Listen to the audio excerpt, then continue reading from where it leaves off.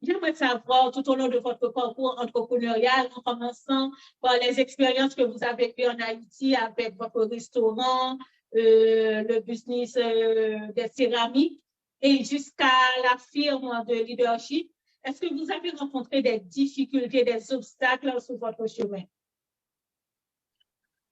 C'est une question très pertinente. Je pense que si je devais répondre, comment dire ça, le temps qui nous est consacré serait insuffisant si je devais mentionner toutes les difficultés que j'avais rencontrées. Mais je peux dire que je suis béni parce que j'ai une qualité, moi je n'abandonne jamais. Donc je suis un jusqu'au boutiste, je n'abandonne jamais. C'est-à-dire quand je dois faire quelque chose, il faut que je le réalise. Et je me rappelle avoir lu cette citation d'un auteur qui nous dit que le pessimiste voit la difficulté dans chaque difficulté, tandis que l'optimiste voit l'opportunité dans chaque difficulté. Donc moi, je fais partie de ceux qui n'abandonnent pas. En termes de difficultés, j'avais rencontré pas mal. Et j'aimerais tout simplement préciser que je me rappelle, lorsque j'ai créé l'entreprise qui vendait les céramiques, j'ai trouvé un endroit à Tabar 27, après le pont, après la rivière Grise, où je devais exposer les céramiques. Et puis j'ai acheté un conteneur, et ce conteneur que j'ai acheté, je l'ai perdu. Je l'ai perdu.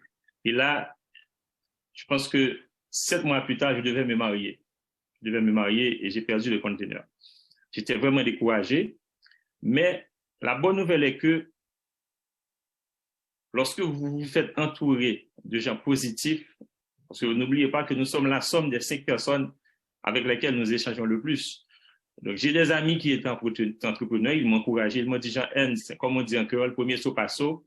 Donc, il faut continuer. Et là, j'ai continué, je me suis lancé et j'ai franchi des étapes très difficiles pour arriver à être celui que je suis aujourd'hui, quelqu'un qui aime faire ce qu'il fait. Parce que vous savez, il n'y a pas seulement le fait de se dire qu'on va faire quelque chose. Il faut que la passion soit au rendez-vous. Parce que lorsque vous êtes passionné pour quelque chose, 2 heures du matin, 3 heures du matin, vous vous réveillez pour faire ce que vous aimez faire. 4 heures du matin, pendant que les autres, ils se reposent, vous êtes là, vous travaillez. Maintenant, pour revenir sur la film, la plus grande difficulté que j'avais rencontrée, c'était d'arriver à vendre. Parce que vous avez les entrepreneurs, l'obstacle auquel fait face l'entrepreneur, c'est d'arriver à vendre son produit. Parce que dans notre milieu, quand on parle de leadership, et tous n'ont pas cette prise de constat de l'importance du leadership, vous pouvez toujours proposer à quelqu'un de lui offrir une formation, mais il va être quand même réticent. Là, c'était la difficulté, parce que dans notre milieu, on a ce problème. Et là, j'ai trouvé une stratégie. Étant donné que le principe est qu'il faut donner avant de recevoir, donc je commençais par donner des formations gratuites. Je vais vous donner un exemple. Il y a une association qui évolue au Québec, une association haïtienne. Ils m'ont invité à faire une présentation. C'était lors de la pandémie. J'ai animé 6 séances de formation gratuites sur les valeurs, parce qu'à la John Maxwell, à la John Maxwell Team, nous avons des tables de transformation sur des valeurs comme l'intégrité, le pardon, la valorisation des autres, l'espoir, etc. Donc, j'ai animé 6 séances de formation gratuites. J'ai animé 4 séances de formation sur le leadership en temps de crise, 10 formations gratuites.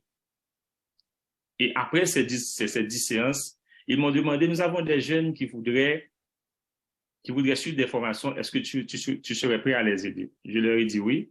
Et là, j'ai trouvé un contrat avec les jeunes. Mais il fallait donner 10 séances de formation gratuites.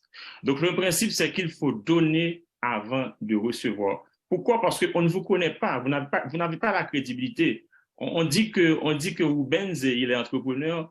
On dit que Minouche, il est entrepreneur. Mais ils n'ont pas encore cette expérience qui peuvent pousser les gens à les connaître. Mais dès qu'ils commencent par se faire connaître, ils vont avoir cette crédibilité et c'est ainsi les gens ils vont venir vers eux. Donc j'ai rencontré beaucoup de difficultés, mais les stratégies que j'ai utilisées, on a pu trouver des contrats et on continue à travailler comme je l'ai dit parce que c'est notre passion, servir les autres et les aider à se découvrir en tant que leader. Voilà. Merci, Toastmaster Saint-Just. En effet, il faut donner pour recevoir.